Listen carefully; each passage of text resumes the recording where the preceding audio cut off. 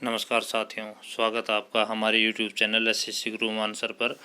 दोस्तों, जो हमने कंप्यूटर के लिए सीरीज़ चला रखी है उसके 3 पार्ट हो चुके हैं। आज 4th पार्ट है, तो हम आज क्वेश्चन नंबर 76 से शुरू करेंगे। और अगर अब तक आपने ये क्वेश्चन जो 3 पार्ट हैं वो नहीं देखे हैं तो आप देख लीजिए, क्योंकि मैक्सिमम क्वेश्चन आपके कंप्यूटर के इसमें से कवर हो जाएंगे। और जो 10 नंबर आएंगे, कंप्यूटर का 10 नंबर होंगे, वो आपको इजीली आप अचीव कर पाओगे। आप प्रीवियस ईयर्स क्वेश्चन पेपर भी देख सकते हो और यहाँ जो हम क्वेश्चन करवा रहे हैं ये भी आप देख सकते हो, लगभग सेम क्वेश्चन आते हैं।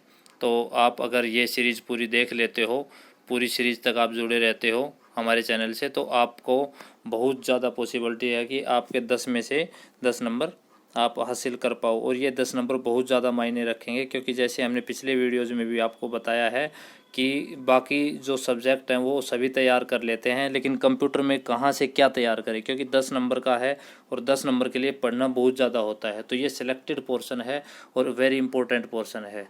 तो आने वाले जो वीडियो हैं, जो पार्ट हम डालेंगे, वो आप तक पहुँचे उसके लिए आप चैनल को सब्सक्राइब कर लीजिए और साथ में बेल आइकन को दबाइए, ताकि जब हम वीडियो अपलोड करें, अपलोड करते आप तक नोटिफिकेशन पहुंच जाए।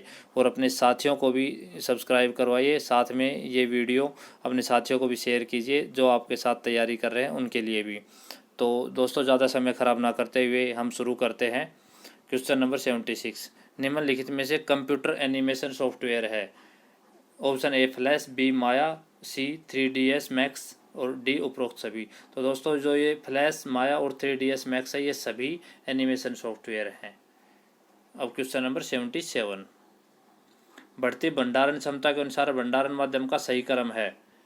तो इसमें ऑप्शन हो जाएगा सीडी, डीवीडी और ब्लूरे और एचवीडी। ये बढ़ती हुई सबसे पहले सीडी में कम होती है, उसके बाद डीवीडी में उससे ज़्यादा होती है, ब्लूरे में उससे ज़्यादा मेमोरी हम स्टोरेज कर सकते हैं। मेमोरी जो स्टोर करते हैं उसमें होते हैं कि किस में कितनी मेमोरी हम स्टोर कर सकते हैं। सबसे ज़्यादा एचवीडी में हम स्टोर कर सकते हैं। Question number 78, MS word document में किसी स्थान पर निम्न कीज की बोर्ड बटन का उपयोग कर हाइपरलिंक डाला जा सकता है। तो इसमें हो जाएगा आंसर ए, कंट्रोल+K, दोनों को अगर हम एक साथ दबाएंगे तो हम डॉक्यूमेंट में किसी भी जगह पर हाइपरलिंक डाल सकते हैं। अब question number 79, MS Excel worksheet में सूत्र जो फॉर्मूला होता है की गणना करने पर दिखने वाली त्रुटि है इक्वल टू 15/0 की गणना करने पर दिखने वाली त्रुटि है। इसमें है #divide/0 हैश, ये बी इसमें इसका आंसर हो जाएगा। क्वेश्चन नंबर 80, निम्नलिखित में से कौन सा डिवाइस बैकअप के लिए भी प्रयुक्त होता है। रैम, हार्ड डिस्क, रोम और प्रोसेसर। तो दोस्तों, इसमें जो हार्ड डिस्क है वो बैकअप के लिए भी प्रयुक्त होता है। क्वेश्चन नंबर 81, इस डिवाइस के उपयोग से एक कंप्यूटर पेरिफेरल को कंप्यूटर से जोड़ा नहीं जा सकता। कौन सा डिवाइस है जिसके उपयोग करके हम एक कंप्यूटर पेरिफेरल को कंप्यूटर से नहीं जोड़ सकते। तो इसमें हो जाएगा BIOS, option C. Question number 82 की तरफ बढ़ते हैं। ईमेल भेजते समय खालिस्तान लाइन संदेश को प्रदर्शित करता है। तो इसमें आंसर हो जाएगा डी, सब्जेक्ट को प्रदर्शित करता है। क्वेश्चन नंबर 83, URL का तात्पर्य है। ये डेफिनेशन पिछले जो एग्ज़ाम हुआ था, जो दिल्ली पुलिस कांस्टेबल का जो पिछले एग्ज़ाम हुआ था, उसमें भी डेफिनेशन आई थी। तो एक नंबर डेफिनेशन का कन्फर्म है, तो ये आप डेफिनेशन को अच्छे तरीके ध्यान से पढ़िए। URL का तात्पर्य है, uniform resource loader, uniform resource locator, universal resource loader और यूनिवर्सल रिसोर्स लोकेटर। क्योंकि सारे जो डेफिनेशन है वो फुल फॉर्म मिलती जुलती हैं, तो उसमें हम कंफ्यूज हो जाते हैं, इसलिए इनको ध्यान से पढ़िए आप। तो इसमें URL का मतलब होता है uniform resource locator, B. Question number 84, cookie क्या है। कुकी आपके कंप्यूटर में एक फाइल होती है जिसको कुकी कहा जाता है। कुकी है आपके कंप्यूटर में एक फाइल, ना हार्डवेयर नहीं होता, वेब ब्राउज़र भी नहीं है, मोडेम भी नहीं है, आपके कंप्यूटर की एक फाइल है जिसको कुकी कहा जाता है। क्वेश्चन नंबर 85, इमेज का संक्षिप्त रूप कहलाता है। इमेज का संक्षिप्त रूप क्या कहलाता है? इमेज का संक्षिप्त रूप clip art, portable network graphic, thumbnail और बिटमैप। थंबनेल कहलाता है। दोस्तों आपकी जो इमेज होती है, आपके मोबाइल में भी फ़ोटो होती है, उसका जो छोटी छोटी फ़ोटोज़ होती हैं, बिल्कुल छोटी, जब हम पूरी फाइल खोलते हैं तो कंटिन्यू जो फाइल होती है उसके छोटी छोटी फ़ोटोज़ होती हैं, उनको थंबनेल कहा जाता है। तो इमेज का संक्षिप्त रूप थंबनेल कहते हैं उसको। तो ये इजी क्वेश्चन है, लेकिन अगर आपके सामने अचानक ये बिल्कुल स्टार्टिंग में आएंगे तो आप इनको नहीं कर पाओगे। लेकिन अगर आपने एक बार भी ध्यान से ये वीडियो देख लिया, सिर्फ 10 मिनट, तो उसके बाद आप इन क्वेश्चन को आप एग्ज़ाम में आसानी से कर पाओगे। क्वेश्चन नंबर 86, कौन सा वीडियो फाइल एक्सटेंशन नहीं है? MP4, JPG, AVI और QT। इनमें से जो JPG है ये वीडियो फाइल के लिए नहीं है। JPG जो होती है .jpg, ये इमेज के लिए होता है, जो फोटो होती है उसके लिए होता है JPG। Question number 87, question number 87 की तरफ बढ़ते हैं। फायरवॉल क्या है? Firewall operating system, network security system, computer virus और उपरोक्त में से कोई नहीं। तो फायरवॉल होता है नेटवर्क सिक्योरिटी सिस्टम। बी हो जाएगा इसका answer. Question number 88, personal computer में कुछ व्यावसायिक कार्य निम्न है। तो इनमें से अकाउंटिंग, सॉफ्टवेयर निर्माण, पहले दोनों कार्य संपादन, पहले दोनों कार्य विहीन। तो इसमें हो जाएगा सी, अकाउंटिंग और सॉफ्टवेयर निर्माण। सी आंसर हो जाएगा इसका। अब क्वेश्चन नंबर 89, कौन सी इनपुट इकाई नहीं है? इनमें से कौन सी इनपुट इकाई नहीं है? तो कीबोर्ड, कंप्यूटर माउस और स्कैनर और स्पीकर। स्पीकर इनपुट इकाई नहीं है, इनपुट डिवाइस नहीं है, क्योंकि स्पीकर आउटपुट देता है। स्पीकर से जो हम अंदर जो फाइल होती है उसके जो म्यूजिक है या साउंड है उसको हम सुन सकते हैं। कीबोर्ड होता है, उससे हम जैसे टाइप करते हैं तो कंप्यूटर में हमारे सामने आता है, तो उससे हम इनपुट देते हैं। कंप्यूटर माउस से भी इनपुट देते हैं, स्कैनर से भी इनपुट देते हैं, लेकिन स्पीकर है वो आउटपुट डिवाइस है, इनपुट डिवाइस नहीं है। तो स्पीकर आउटपुट डिवाइस है, इसका आंसर डी हो जाएगा। क्वेश्चन नंबर 90, कंप्यूटर के इनपुट यूनिट है मॉनिटर, कीबोर्ड, दोनों सही, इनमें से कोई नहीं। मॉनिटर आउटपुट होता है, ये आपको पता है, क्योंकि मॉनिटर जो हम इनपुट देते हैं उसको प्रदर्शित करता है, उसको शो करता है, इसलिए मॉनिटर आउटपुट होता है। और कीबोर्ड है, ये इनपुट यूनिट कीबोर्ड है, इनपुट डिवाइस होता है कीबोर्ड। कीबोर्ड से हम देते हैं। माउस होता है, वो भी इनपुट डिवाइस होते हैं। स्कैनर भी इनपुट डिवाइस होते हैं, और जो हमें सामने प्रदर्शित करें वो आउटपुट डिवाइस होते हैं। क्वेश्चन नंबर 91, कंप्यूटर में संचित करने वाली युक्ति निम्न में से कौन सी है?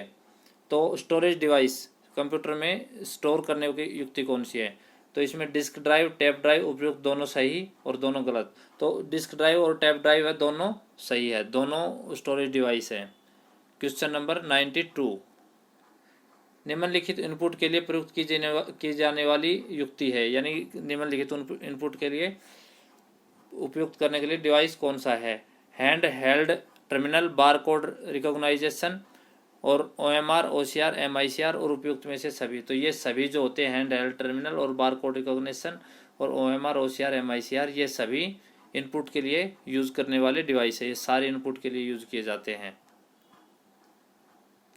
Question number 93,